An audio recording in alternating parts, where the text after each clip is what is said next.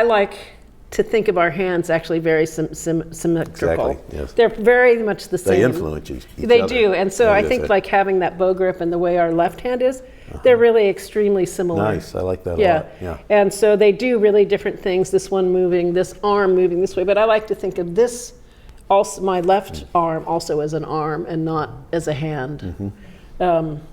So that I think of my thumb as an extension of the arm and not as a finger. Yeah.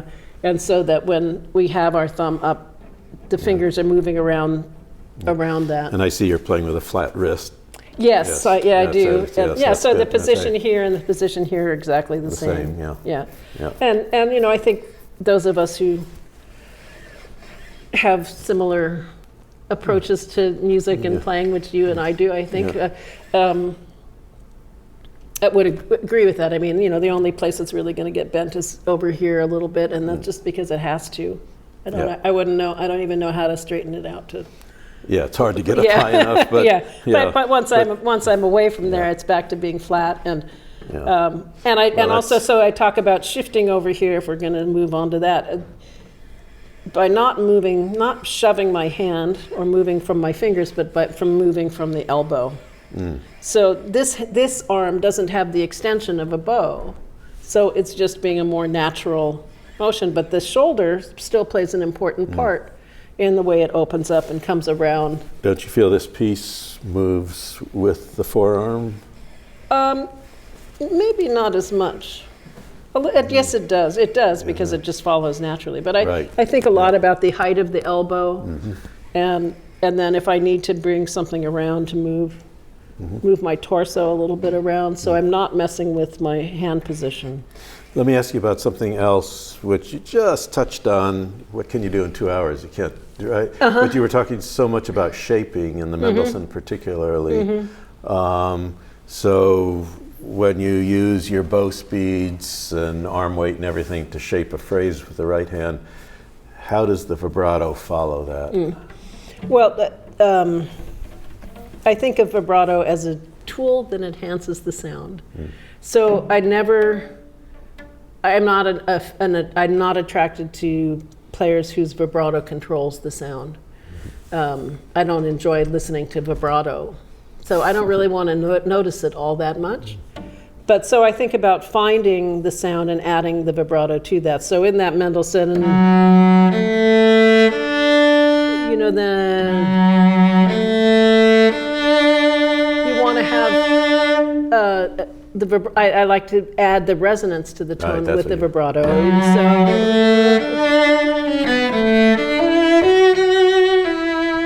that it has. Same thing. Yeah, it doesn't control. If I did it the other way, it's lumpy, and even if I can't do that particularly well, but you hear some great cellists sometimes where the vibrato is just so wild. But you get a wonderful sound from here, and then you enhance it or enliven it with the vibrato. Yeah, right? so I definitely don't go first with the vibrato. I do that second. Right. Yeah. But I think either consciously or instinctively, when you make a crescendo to the top, you widen your vibrato. You should, hopefully. Yeah. I mean, I maybe have I've always had a rather natural vibrato, so I didn't have to work at it too hard, which is maybe a good thing. But it's great for me, but then made it hard for me to learn how to teach it. You know, which is also hard to do when somebody's vibrato is too much engulfed in the fingers or tight. It's funny. I mean, you're such a Marlboro icon. You know, been there many more years than me, but during the years of Sasha Schneider and Casals and everything, I mean, part of the Marlboro mantra was that piano needs a smaller amplitude and forte needs a wider amplitude, and everything was shaped with the amplitude of the vibrato. And I find that really helpful. The person that I remember most hearing about vibrato from was Sándor Vég. Oh, yeah. And I loved the way he thought about it, which is what I have embraced. So And, enhancing the sound. Yeah, and you know, he was a great musician and a great teacher. He also talked a lot about the curve of the bow and things like that. He And was an inspiring musician. very inspiring. And I met him at Marlborough and then followed him to Europe for many years to have the chance to be around him. And so the other thing that I think was a Marlborough thing that I learned is that you know, we do so much of this instinctively, but that slower pulsations are for calmer moments, and when we want drama or intensity, we speed up the vibrato. Right, but doesn't that go with the sound you're creating? Well, yeah. So you work at the Yeah, other. It's the same. Yeah, it's the same thing. Come from a different. Yeah, I know. I don't. Yeah. That, you know, or in Dvorak concerto.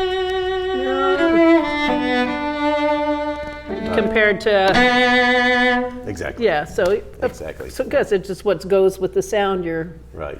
looking But to do. you can attach the vibrato to the character or the mood you're trying to create. Yeah, Yeah. absolutely. Yeah. I mean, you have to. Yeah. Hopefully. If you're not, it'd be kind of weird to go.